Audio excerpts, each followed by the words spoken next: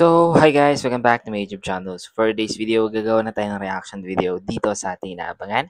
Ito po ang ating What Lies Beneath. At yun na guys, bakit ako gumawa ng reaction video? Siyempre, para makapag-comment ako, makapag-react ako, at siyempre masabi ko lahat ng gusto kong sabihin sa mga paborito kong artista. And then siyempre, lalo na dito sa ating paboritong teleserye. At yun na nga guys, ginawa ko rin po ito para po sa lahat ng hindi kayang mag-avail ng mga ganito klaseng teleserye is makasubaybay pa rin po kayo. Pero yun na nga guys, samahan nyo ako araw-araw dito sa ating reaction video at samahan nyo ako mag-react and mag-comment sa ating mga paboritong artista. At yun na guys, ito na ating full video reaction episode, What Lies Beneath. So ito na guys, let's go.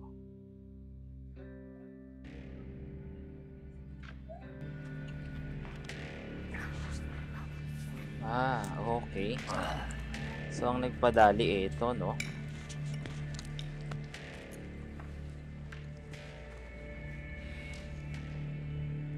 Ito naman yung isa. Ang tagal mong nagpasarap at nagpagala-gala sa Europe. Mas matagal pa sana pagkasunduan natin. Matagal na kitang pinapauwi, pero wala kang sinasagot ni isang tawag ko. Ito yung binugbog niya, di ba? Sorry, Dad.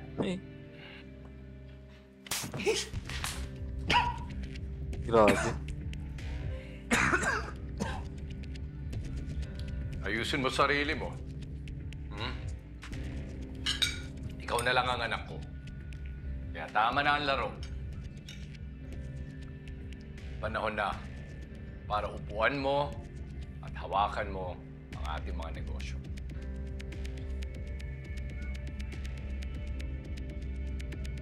Grabe yung tatay pala niya, no? Matindi. Nasa bahay siya mismo ng kapatid niya. Ang narinig ko, dito daw muna si Esther. Tutulong siya magbantay sa kapatid niyang naoperahan. Pagsabihin mo ako pag nakita mo siyang palis ng bahay, ha? Sige. Pero yung usapan natin, babayaran mo ako kapalit nito. Magpapadala ako ngayon basta tutukan mo ang kilos ni Esther. Makakarating tayo dun bago siya umalis. Kung nagkamali tayo kay Esther, pwedeng nagkamali rin tayo kay Lucas. Hindi. Kay Lucas malabo. Beer nga, saan bakit? Nakita mo yan? Ang tawag ko doon? I'm sorry, Dad. Pose. Gano'n naman yan si Dad. Natawa pa siya. May gagawin akong kasalanan. Load. Sampal. So okay na.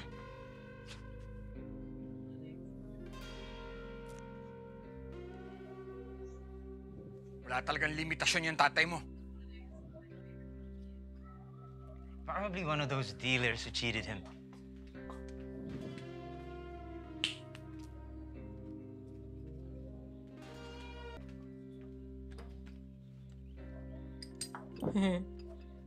Loko-loko to eh. Businessman.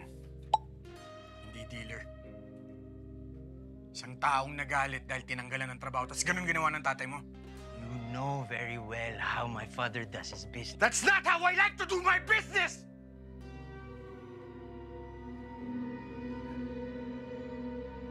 Kilala kita. Dude.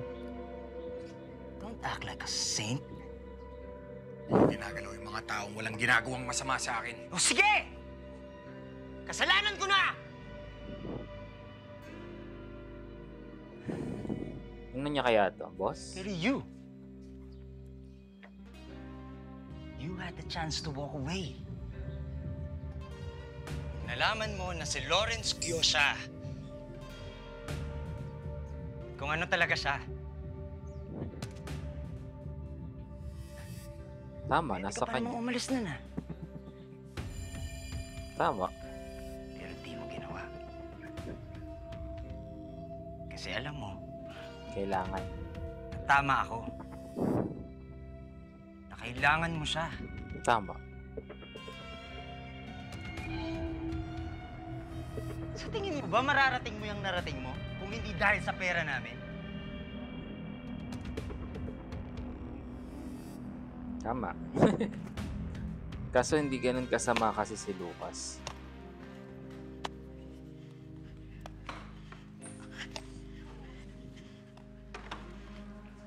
Guys, ang hindi ko alam kung ano ang trabaho ni Lucas. Abogado ba siya? Hindi ko alam kung killer ba siya. Basta ganun, hindi ko alam kung ano yung status dito ni Lucas. Sino nakakalam sa inyo guys? I-comment nyo nga guys sa baba.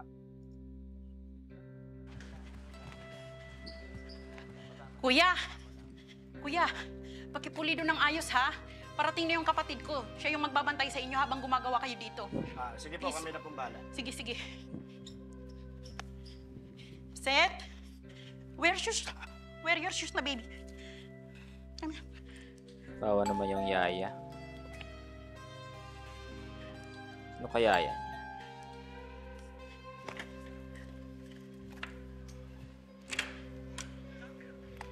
Ano kaya yun? Apo! How are you? I'm good. I miss you. I miss you too. Nasaan si Ma'am Alice po? Umalis po, sir eh. Ibinaba niya lang kami dito para kunin ko tong mga gamit. Pero babalikan niya daw po kami. Saan daw siya pumunta? Hindi po sinabi. Seth, mag-shoes ka na. Susan. Asawa yata niya to, yung Susan. I didn't mean it that way. Look, ano ba gusto mo? Ano ba gusto mong gawin ko? Gusto mo ba ng isang I'm sorry pose para sa'yo? Gagawin ko!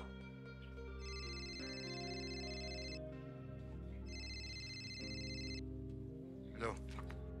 Sir, yung pinapahanap niyo si Esther Castro, lumitaw na. Nasaan siya? Lucas! Hindi na siya pinansin.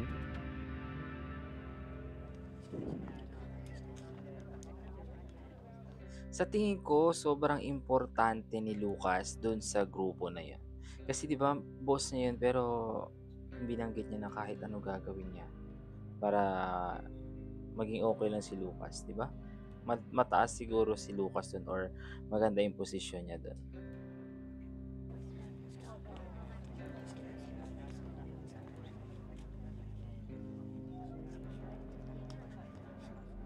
Hindi na ho yan na magbabago. Kahit anong gawin nyo, lalala ng lalala. Huwag nyo na hong hintayin na isang araw, mapatay ka na niya. Yes, be? Bakit may wrinkle little star dyan? Spill it. Nag-away na naman kayo. No, my friend called me. Right now, kailangan muna natin i-crisis proof your group, okay? We've got cameras and cruel lenses in a bit. Of course. OMG, andyan na si Warren. Speaking, no? Dumating. Hi, babe. Hey, babe. Thank you. I'm so proud of you, babe. You're so pretty. Anton, pwede ka bang i-clone? Girl, taasan mo na lang yung standards mo. Mas cheap yun kaysa sa science. Well, how's my models? Oh, they look pretty. Keep it up, keep it up. Oh, Surprise! look who decided to show up. Full husband of the year energy, huh? Of course. Hi, dear. My superstar. I'm glad you decided to come. It is so nice to see you, Rima. I'm just here to Siya pala yung support my Rima. wife. Maybe add a little buzz for her tonight. Pinapunta ko rin yung iba kong fans to support her. Oh, really? Cute. But please, this event? Grabe no, dito sa eksena nila, parang alam mo yung parang pinapakita dito na hindi sila nag-aaway pero ang totoo yung lalaki kasi talagang binubugbog siya dito eh. Pero hindi makawala kasi ito. Is all about Mel. You know, Si it Mel. has been her moment. Hindi na kailangan ng lalaki to shine. Not even you. Right, Mel? True. Don't need him. But I want him. Come here, babe. Oh, siya. I'll see you later on the See runway, you. superstar.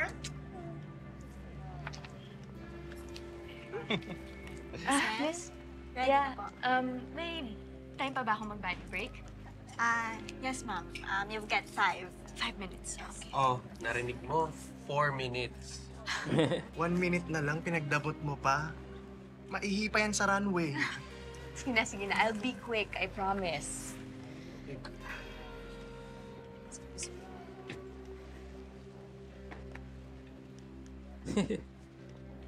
Anton, let's go. Let's go. Kung naku, gusto pa magkaroon ng private moment with the wife.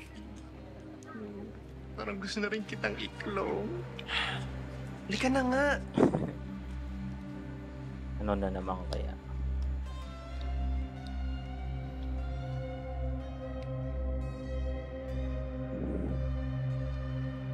Ang creepy ng asawa ni ni Mel, no?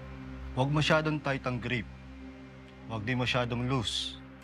Ang importante, kontrolado mo siya. Hindi ikaw ang kinokontrol. Take your time. Hinga muna. Hindi kailangang perfect ang mga unang shots.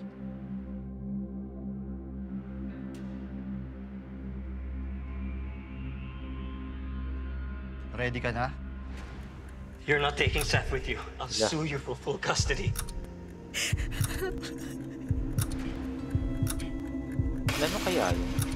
Okay. Naalala niya yung nangyari. I'll sue you for full custody.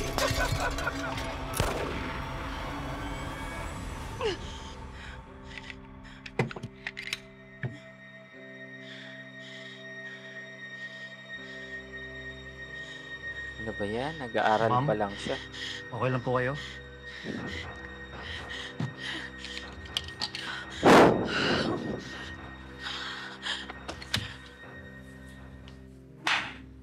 Pareha sila.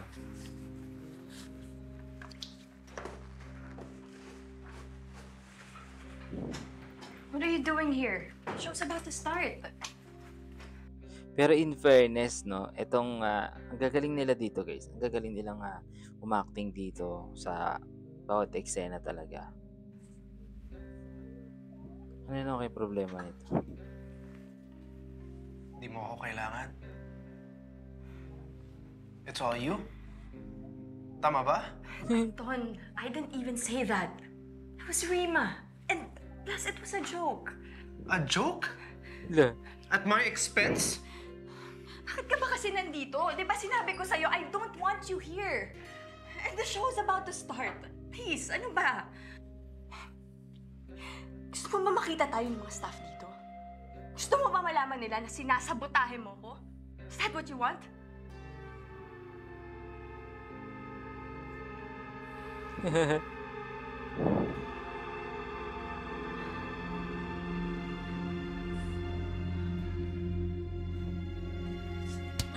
Oh my God! Loko talaga to.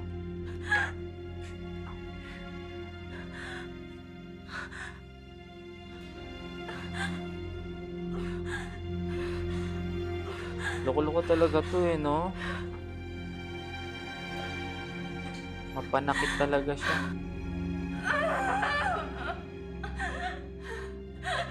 Ano ko si Anton?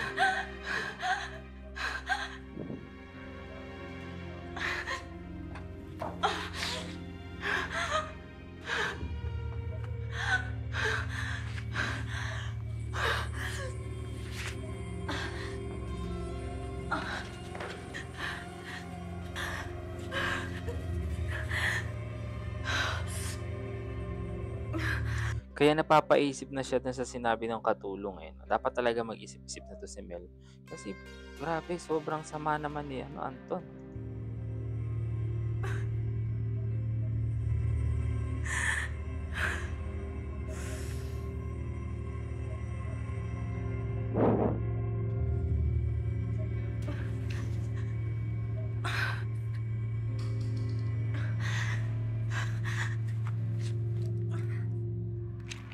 Paano siya maglalakad niya? Parehas pa sila ni Alice.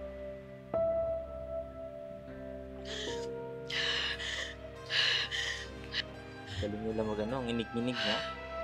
With acting. Galing.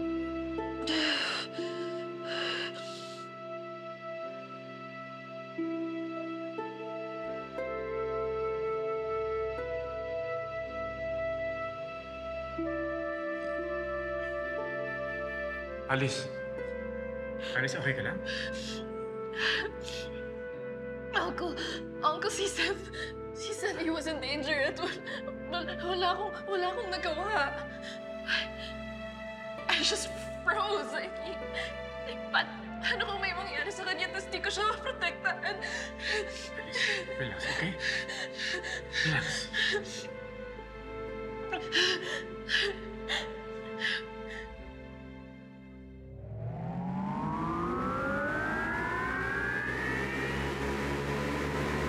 Yan na. Pa-fashion show na siya. Grace and Glam.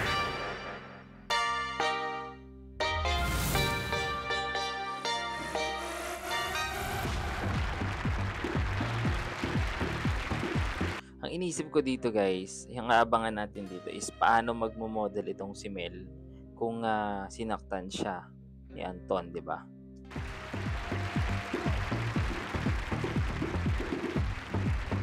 Girl, ikaw na. Go. Enjoy the show.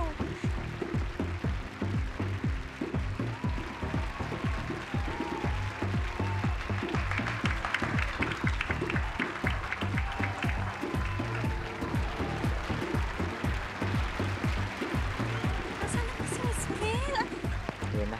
Nasaan na si Miss Mel? She's next. Akala ko nandito na siya. Wala pa. Akala ko hinanap ko na. Akala ko na Asan na yun?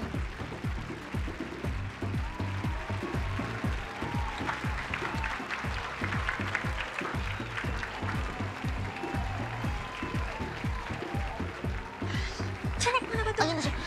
I'm here.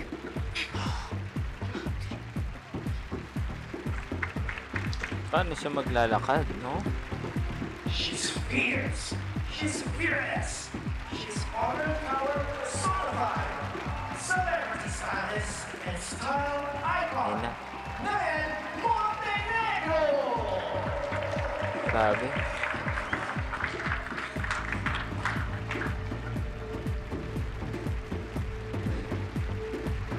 Baka matumba siya, no?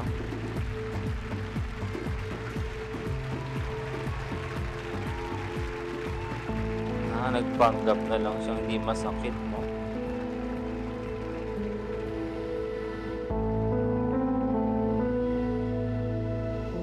Sos, Anton.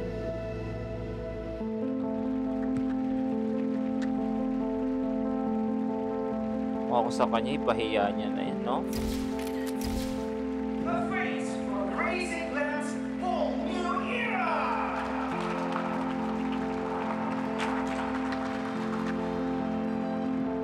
Grabe.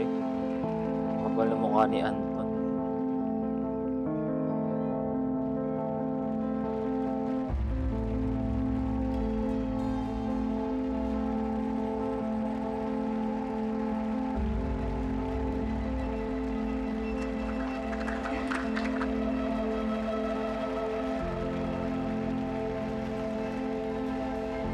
Yung nangyayari dito, parang ano no? Parang napaka-victim ni Anton.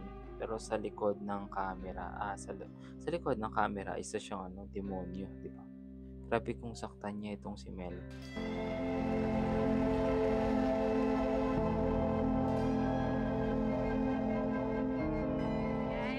So, how does it feel to be the new face of Grace and Glam?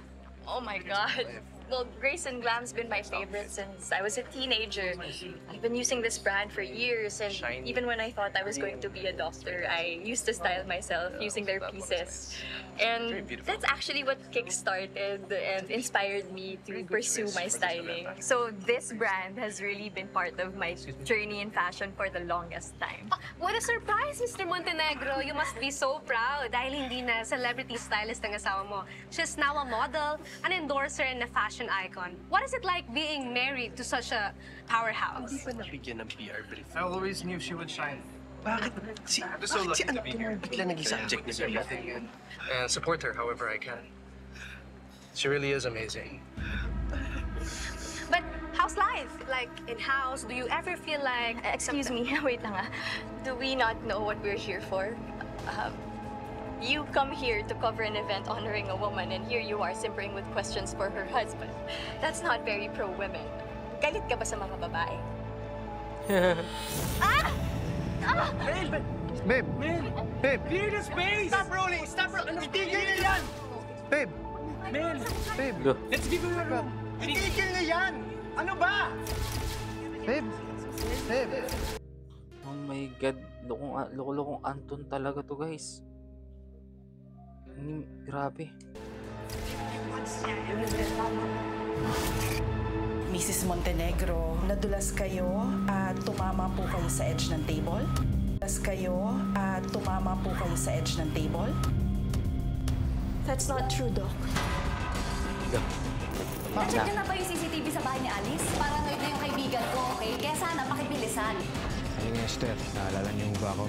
Kung tao nakita, gabi noon, maintindihan po ng mga pulis ko nagkamali lang kayo. Ako na po hindi.